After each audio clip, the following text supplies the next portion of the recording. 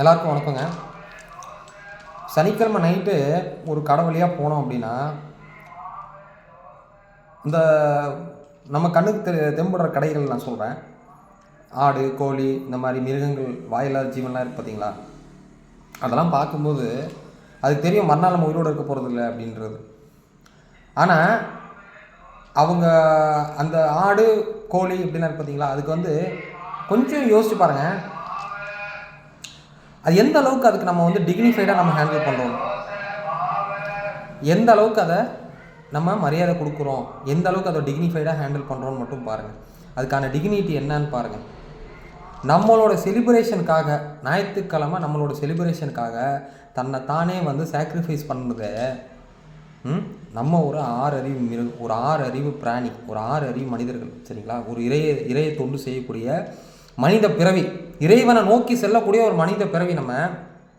நம்ம அதோட பலவீனத்தை நம்ம பயன்படுத்தி தனக்கு நாக்குக்கு ருசியாக இருக்கணும் அப்படிங்கிறதுக்காக பல காரணங்கள், புரோட்டீன் அதில் இருக்குது, இதில் அந்த விட்டாமின் இருக்குது, இல்லை இந்த மினரல்ஸ் இருக்குது, இதில் இருக்குது, அதில் இருக்குதுன்னு சொல்லிட்டு நம்ம காரணம் காமிச்சிக்கிட்டு என் பையன் வீக்காக இருக்கான், என் பையன் வயிற்றுல புண்ணு, ரத்தம் ஏறல, செவரிட்டி சாப்பிட்டா ரத்தம் வரும், இப்படியெல்லாம் சொல்லிட்டு நம்ம அலைஞ்சிட்டு இருக்கோமே. உண்மையிலே சொல்லுங்கள், சைவம் சாப்பிட்றவங்க வயசுக்கு ஆயில் நீடிச்சிட்டு இருக்கா, அசைவம் சாப்பிட்றவங்க ஆயில் நீடிச்சிட்டு இருக்கா?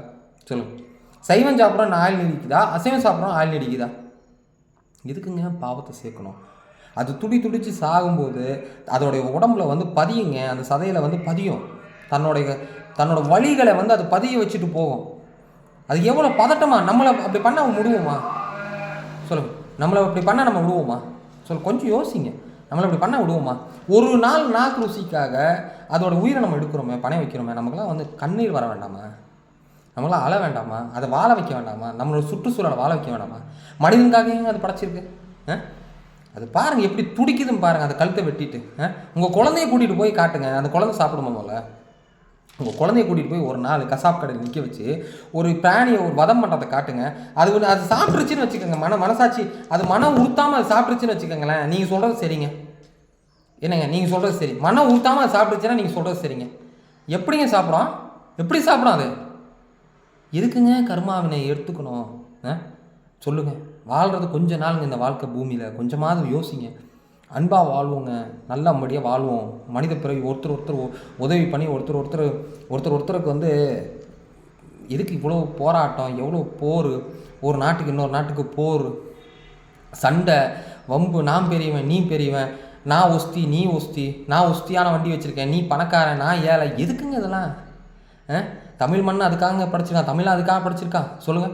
ஆதி காலத்துலேருந்து தமிழை எவ்வளோ கஷ்டப்பட்டுருக்கு. இந்த கோயில் கட்டி, வாசல் கட்டி, ஒவ்வொருத்தரையும் உருவாக்கி தன்னை வாழ்க்கையை அர்ப்பணித்து எவ்வளோ தூரத்துக்கு இந்த நாடை செழிப்பமாக கொண்டு வந்து, எத்தனை பூகம் வந்தாலும் இந்த கோயில் அழியாமல் அவ்வளோ பெரிய பொக்கிஷத்தையும் சொத்தையும் இந்த சிவபெருமானை கொடுத்துட்டு அவருடைய நாலேஜ் கிடைக்குமாங்க?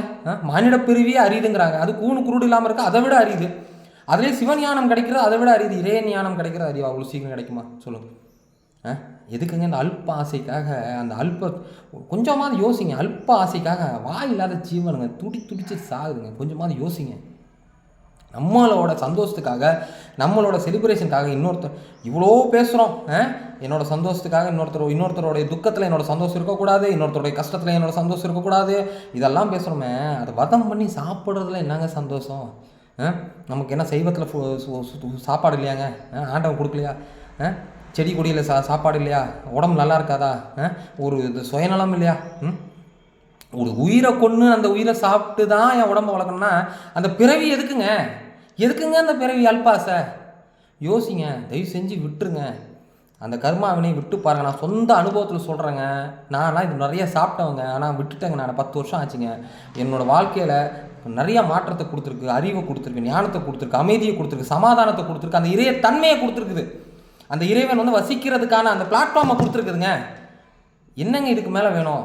யோசிங்க, தயவு செஞ்சு யோசிங்க. தயவு செஞ்சு விட்டுருங்க, நீயோட விட்டுருங்க, குறைக்க பாருங்கள். வேண்டாங்க, அசைவம் வேண்டாங்க. அசைவம் சாப்பாடால் எந்த பிரயோஜனமும் இல்லைங்க.